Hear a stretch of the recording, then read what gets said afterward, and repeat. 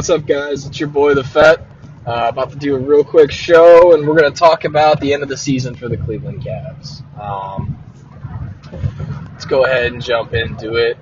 What more could you want from a team that struggled all year long in the East, which significantly less talented than the West? Cavaliers, they fought their way back through roster configs, team drama, injuries. Basically, LeBron put us on his back. And, we rode him all through the playoffs to our fourth consecutive Eastern Conference title. Now, some people might say, I guess that's an accomplishment. But to me, that is huge. For a franchise that has struggled since 1970 and winning the conference, dealing with the Jordan era in the late 80s to mid 90s. We had to watch LeBron grow, and he had the backpack talent as a youngster.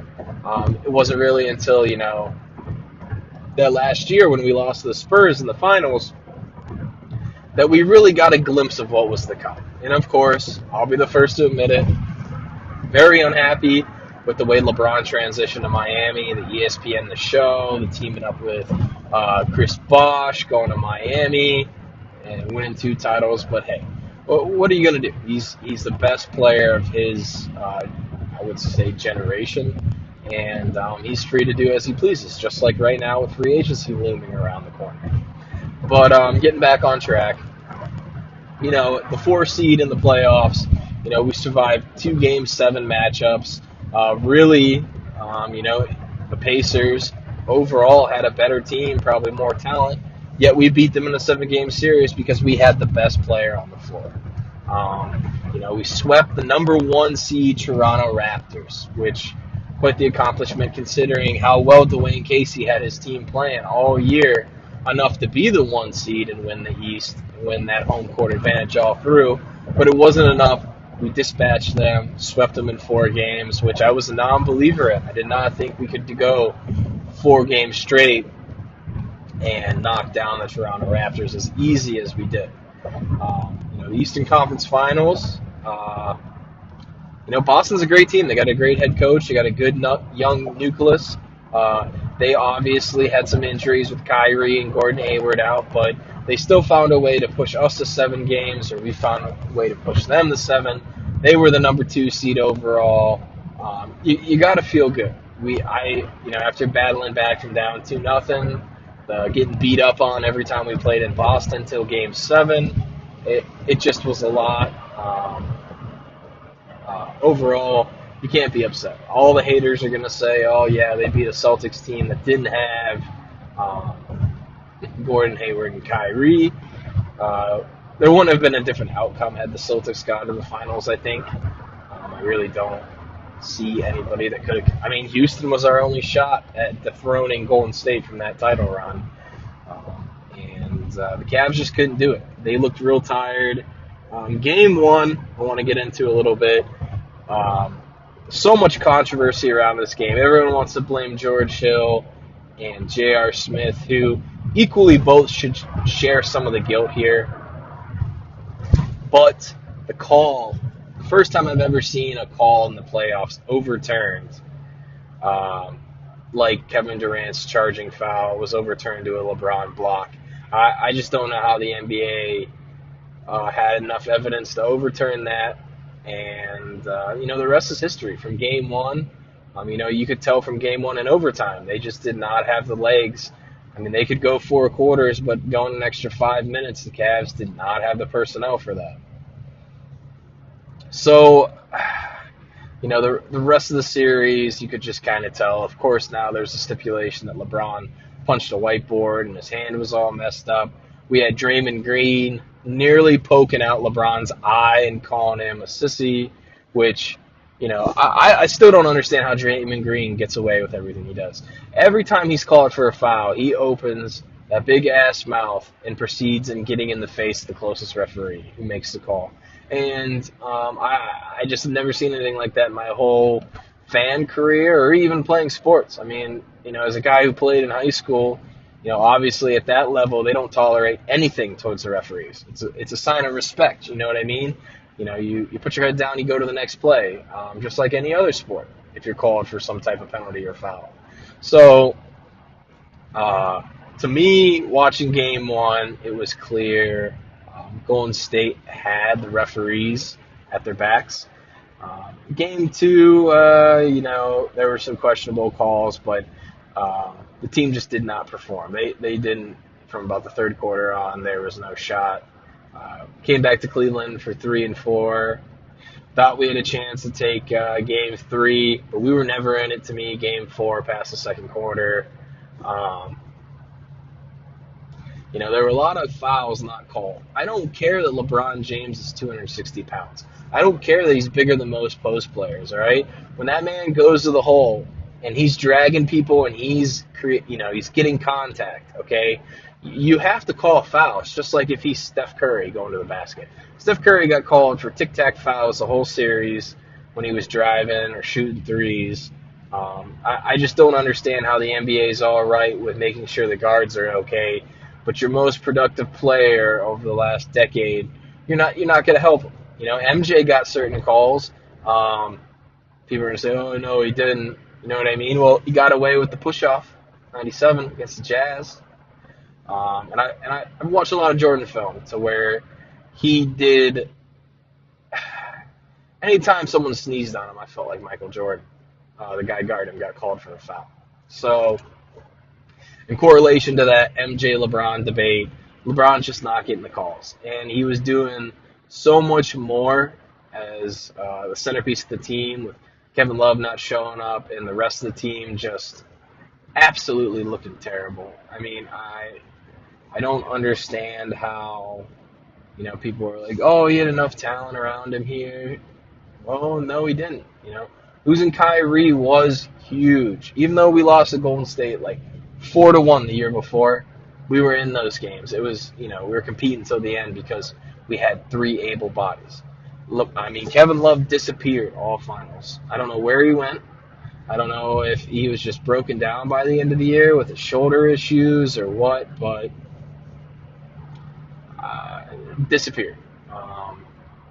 People talk about, well, what if,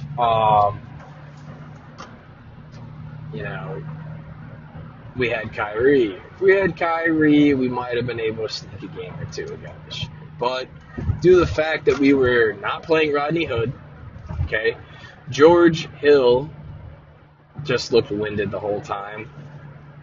And on top of that, you had Bron playing almost every minute, all playoffs, just to get us there, okay? So when we get to the finals, I mean, there's no rest. Like, dude's got to do what dude's got to do. And I really don't understand all the hate and animosity towards him, because Kevin Durant did join, a 73-win team, win back-to-back finals MVPs on a team he joined that was already beating the Cavaliers. They had split before they had Kevin Durant, and Durant put them over the top. And that's for the rest of the league, too. Even Houston, you could see, who had to go out and add somebody like a Chris Paul. That wasn't enough. So, I mean, I'm unhappy that the Warriors are back-to-back NBA champs. But you know what? They do have the best starting 5 in the NBA. I should technically say starting 4, because with that team, it doesn't matter who your 5th guy is. They could probably beat some teams with 4 guys out on the floor. Just embarrassing. Not a big fan of hearing all the trade rumors already. We're about a week away from the NBA draft when I'm recording this.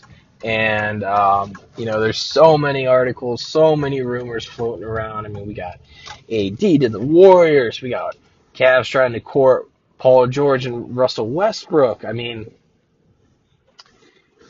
I don't know where it ends when you talk about fabricating stories and rumors like the media does. And that's another topic I want to discuss. All right, the whole year, the media has been so negative about the Cavs, so negative about LeBron, so negative about everything that transpired. That team went through more adversity than any team in the NBA. Okay? Between blowing the roster up at the trade deadline to cancer that was Isaiah Thomas on the team, I mean, Tyrone Lue isn't the best coach, and we're seeing that. He's more of a game manager. Um, and LeBron was healthy all year, played all 82 games. Um, didn't sit any out, and we needed him to. There at the end, it looked like for a little bit, we could have been on the outside looking in when it came to the playoffs, but thankfully they kicked it up. We had that high. Kevin Love had the shoulder injury towards the end of the season, which sucked. So there's any number of things you can point to with this team. But one of the main outstanding issues is the cap situation for this team, as they are already in the luxury tax. They have the highest NBA salary cap, and their only hope is to cut JR, Kevin Love, Tristan Thompson, and George Hill. Without that, I believe I read the other day, that's $74 million tied up into those guys. Kevin Love, I don't have a problem with his contract or his salary because he fits like a glove when he's playing with LeBron. Normally. Not as much this year, but injuries and lack of Kyrie Irving. What more do you want from the guy? So, Kobe Altman is our general manager. He took over, which, another side note, I did not approve of us getting rid of our previous GM, but, Dan Gilbert runs the show. He is the owner. He makes the calls. He's got his work cut out for him. I really don't know how you're going to unload 4 to 5 veterans and pull back the talent. You know what I mean? With Jose Calderon, I think Jeff Green, Rodney Hood, a couple other guys are unrestricted free agents. So there's a chance they won't be back next year, which not a lot of salary on the books for them, you know what I mean? But we're pinching pennies at this point. Until we know what the heck we're going to do with that $74 million of dead weight.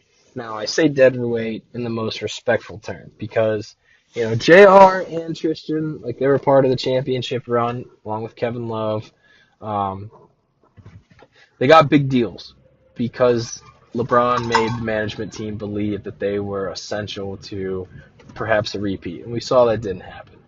And then the Kyrie Irving debacle, general management basically getting leaked and turning it into what it was. It was a drama show in August. Now, there are a couple players I would target if I was the Cavs, but like I said, I'm recording this a week before the draft. We don't know what LeBron's doing. We don't know what the GM's trying to do move-wise. We are in a very stale situation.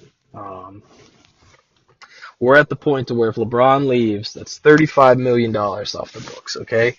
We're still in the luxury tax. We still need to find a way to cut somebody and get rid of them.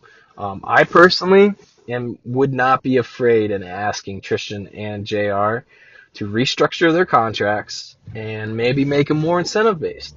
Anything to clear off the almost $30 million together they're making. Kevin Love, I don't know. I just, everything depends on Braun. It's on Braun's shoulders. I personally do not believe we're going to be able to retain the King. He's got an opportunity to go to Houston, the Lakers, and these are teams that could offer him a decent chunk of change. The Houston, not so much. They don't have as much free cap space as the Lakers. The Celtics in the East and the 76ers are the two contenders. I've heard about a possible reunion even down in Miami for King James. But it's highly unlikely as right now LA has the most cap space at Lake Show. I believe the Clippers have a decent chunk too, but the Clippers are in rebuild mode as they have 2 first-round picks in the top 15. They're back-to-back picks. We're going to have to wait and see. So everything pretty much hinges up on LeBron James at this point. LeBron is, I wouldn't exactly, it's not as bad as the situation was when he left for Miami, but I will tell you that it's not going to be pretty. As long as there's not an announcement show and he does a little more classy, I think a lot of that had to do with immaturity and, some of the things that Dan Gilbert had said. Dan Gilbert, I don't know if you guys know, is the Cavs owner, and he has a knack for shooting his mouth off about things he has no business talking about. For instance, winning a championship without LeBron, building a title team without LeBron, does not need to be said. Those words should not be coming out of your owner's mouth directed towards maybe the single greatest player in your franchise history.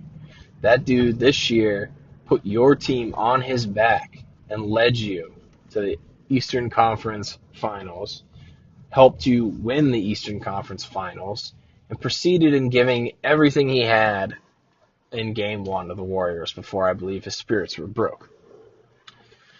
So, like I said, I'm just recapping Cavs season. We should be thankful for our little run atop the East. 4 Eastern Conference titles in a row, 4 NBA Finals appearances.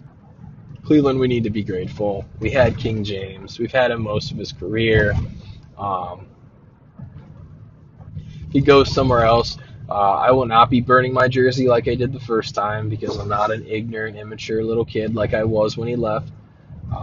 And I won't take it as personal as I did because I understand more of the management side now, the GM, the cap space. Before, when I was just a Cavs fan, when we drafted LeBron, I was your typical uneducated fan where I didn't break down the salary cap. I didn't break down the depth chart. I didn't know what offensive sets we could run and be successful at. I didn't know, certain key components that we needed. But now I do, and I take that into consideration with everything. And now, as more of an overall basketball fan, fantasy sports nerd who loves stats, and understanding a little bit more of the GM and team financing areas, I understand that it is harder and harder to keep this a team together. I got to tip my hat to the Warriors. You're able to keep your 3 bigs in Clay, Curry, and Draymond, and then you went out and you added a piece like KD. Despite having KD and him pulling a snake move on OKC and leaving Russ the way he did, I do give their management. Now to hear they're going after AD, Anthony Davis, they get Anthony Davis, dude, they might win 2 to 3 more. MJ might want to start looking over his shoulder. But unfortunately, we're going to compare them to the Bulls when we should be comparing them to a dynasty like the Celtics or the Lakers. The Bulls are a dynasty, but they don't have the rich history that the Celtics and the Lakers do. So in conclusion, basically just wrapping up my show real quick, I just wanted to go over talking about the Cavaliers. I'm thankful for LeBron. I'm thankful for everything he's done since he's come back. And I'm thankful for the happiness of 4 straight Eastern Conference Finals, 4 straight NBA Finals appearances. Our first NBA title, okay? Just a king from Akron. And he fulfilled his promise. He told us he was going to bring a championship to Cleveland, and he did that. So at the end of the day, if you're a real Cavs fan, you shouldn't feel any animosity towards him leaving because it is a business. It is no longer just a sport where you're loyal to the team that brings you in. This is all business related. This is all money oriented. This is not your 1980s, you drafted me, I'm going to play 10 years for you. So let me know. Hit the like button. Subscribe, please. Leave some comments if you want to debate some stuff. I'm open to it. And I will get another Cavs cast coming up. Me and the SkiveWalker will be doing a show in relation to the NBA draft coming up. We both have mocks we've completed. We're both going to talk about some free agency moves that the Cavs need to make and see what happens in the draft. This is the Fett signing.